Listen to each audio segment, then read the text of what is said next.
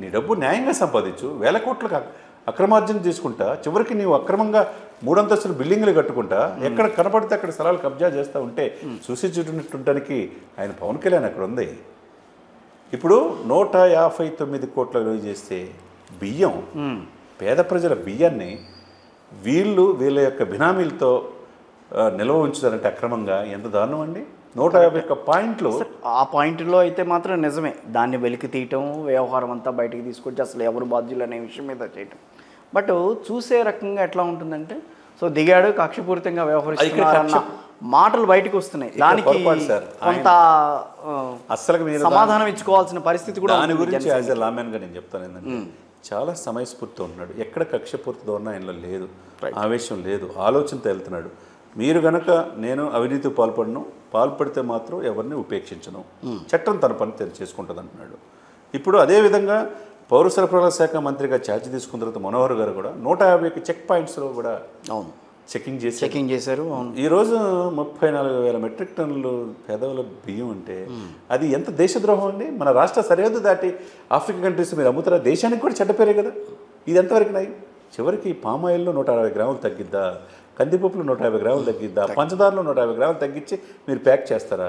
ఇక జూటు బ్యాగులు వెస్ట్ బెంగాల్ నుంచి తీసుకునే దాంట్లో కూడా 250 కోట్లు. దాంట్లో టీడీపీ వాళ్ళు కూడా ఉన్నట్టు, మరి వాళ్ళు ఎవరున్నా, జనసేన కార్యకర్తలున్నా ఎవరిని వదలండి Pawan Kalyan. Rule is rule, rule for all.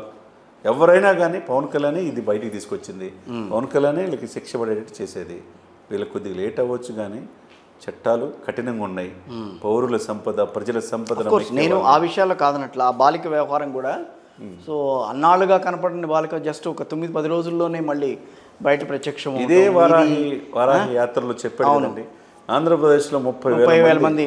But ఇప్పటికీ ఆ లెక్క తేలట్లా, 30,000 మంది లెక్క తేలట్లే. అన్నీ వస్తాయి. ఇప్పుడు సరే 30,000 మంది పక్కన పెట్టండి. ఒక తేజస్విని అమ్మాయి, ఒక అమ్జద్ అనే ఒక ముస్లిం కుర్రాడు హోటల్ మేనేజ్మెంట్ కోర్స్ చేస్తూ ఉంటే అమ్మాయిని లోపరుచుకొని మభ్యపెట్టి ఆ పిల్లని ఇక్కడి నుంచి తీసుకెళ్ళి కిడ్నాప్ చేసి కేరళ తీసుకెళ్ళి, బెంగళూరు తీసుకెళ్ళి, చెన్నై, తట్ నుంచి ఢిల్లీ తీసుకెళ్ళి, చివరికి జమ్మూలో అమ్మాయి నగలు కూడా తీసుకొని అమ్మాయి ఫోన్ కూడా మాట్లాడలేకుండా ఎంత చిత్రహింసలు గురి చేసి ఉంటాడండి. అవును. మరి ముఖ్యమంత్రి గారు ఏం చేస్తున్నట్టు, జగన్మోహన్ రెడ్డి గారు 151 సీట్లు ఇచ్చినప్పుడు మరి డీజీపీ ఏం చేస్తున్నారు, సాక్షాత్ తానేటి వనిత అంతకుముందు హోమ్ మినిస్టర్ ఏం చేస్తుంది. మీరు పక్కన తాడేపల్లి కొంత దూరమే విజయవాడ మాచవరం పోలీస్ స్టేషన్లో తల్లి 9 మాసాల మోసి కనిద్దండి. తన బిడ్డ పోతే ఆ బాధ తెలియదా? మరి ఎవరు కూడా మీరు నిర్లక్ష్యం చేస్తే ఇదే పవన్ కళ్యాణ్ దగ్గరికి వెళ్తే ఎందుకు 9 రోజుల్లో సమస్య పరిష్కారం అయింది? సమర్థవంతమైన రామకృష్ణ గారు ఒక ఫోర్స్ను పంపించి ఎలా తీసుకొచ్చాడు ఆ పిల్లని? ఆ పిల్లని ఇప్పుడు కంప్లైంట్ ఇచ్చింది కదా వాడి మీద. అటువంటి ద్రోహి సంఘ విద్రోహ శక్తులుగా ఆడపిల్లలు వశపరుచుకొని మోసం చేస్తూ ఉంటే, అంతకుముందు క్రిమినల్ చరిత్ర అతను ఉంటే అతన్ని రక్షించింది ఎవరు? మీ ప్రభుత్వం కాదా? మీ నాయకులు కాదా? యంత్రాంగం ఏం చేస్తున్నట్టు? అదే పవన్ కళ్యాణ్ మరి 9 నెలల్లో ఆయన ఏమన్నాడండి? మాల్లో నేను రోజు దేవుడిని మొక్కుంటున్నాను అమ్మాయి క్షేమంగా రావాలని, అమ్మవారిని కోరుకుంటున్నాను అన్నాడు. అమ్మాయి ఒకతే కాదు, చాలా మంది ఉన్నారు ఇంకా తన బిడ్డలాగా. ఇప్పుడు ఐడెంటిఫై చేసి వచ్చింది, మిగతా బిడ్డలు కూడా అలా తీసుకొచ్చే బాధ్యత తీసుకుంటాడు. డెఫినెట్గా తేవాలి. ఆడపిల్లలు అర్ధరాత్రి స్వేచ్ఛగా ఎప్పుడైతే ఆడపిల్ల నటు రోడ్డు మీద తిరగలదు, నిజమైన స్వాతంత్రం అన్నాడండి మహాత్మా గాంధీ గారు. అది కనపడుతుందా? కానీ చందు గారు, ఇక్కడ సమన్వయం ఎంతవరకు నడుస్తుంది? ఇవాళ సరే కొత్తగా నడుస్తుంది కాబట్టి కొత్తగా ఆ ఛార్జ్ తీసుకున్నారు. తర్వాత అటు జనసేన కార్యకర్తలు కానీ టీడీపీ వాళ్ళు కానీ ఓకే, మీరు చేసిన దానికి ఓకే అంటున్నారు.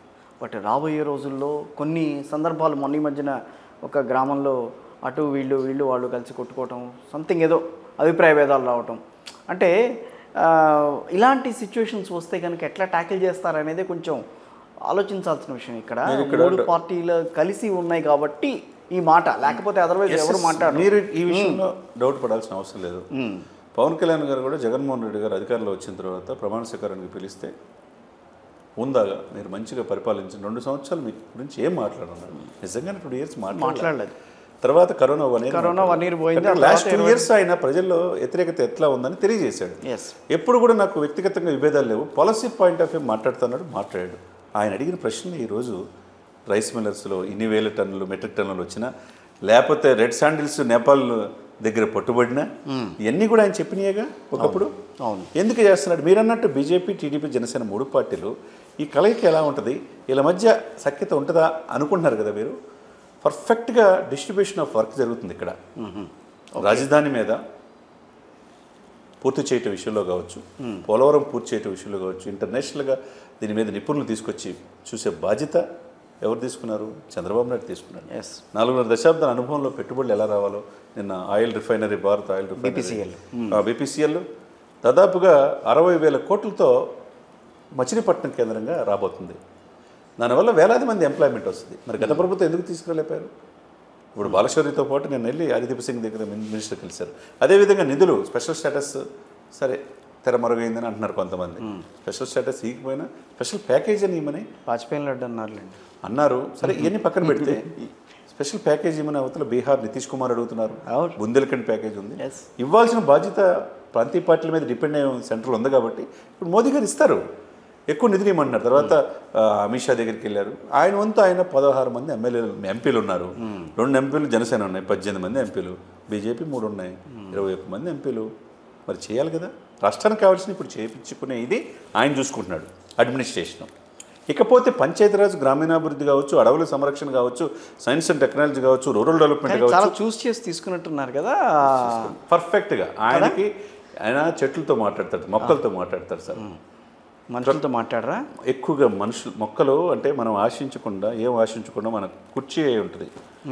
చెట్టు పెరిగి ఆక్సిజన్ ఇస్తుంది, పడుకోవడానికి బెడ్ అవుద్ది, చివరికి చచ్చిపోవడానికి 4 కట్టలే మిగిలేదు. మీకు ఏమైనా డౌట్ ఉందా? ఏమన్నా మన ఉంగరాలకు ఏమైనా 6x4 అటు ఇటు తీసి ఏమైనా మొలతాడు, వెండి మొలతాడు ఉన్నా తీసేస్తారు. అంటే ఏవి ఆశించకుండా పెరిగే చెట్లు, ఆ చెట్లనే వీళ్ళు విధ్వంసంగా చేస్తుంటే రెడ్ శాండ్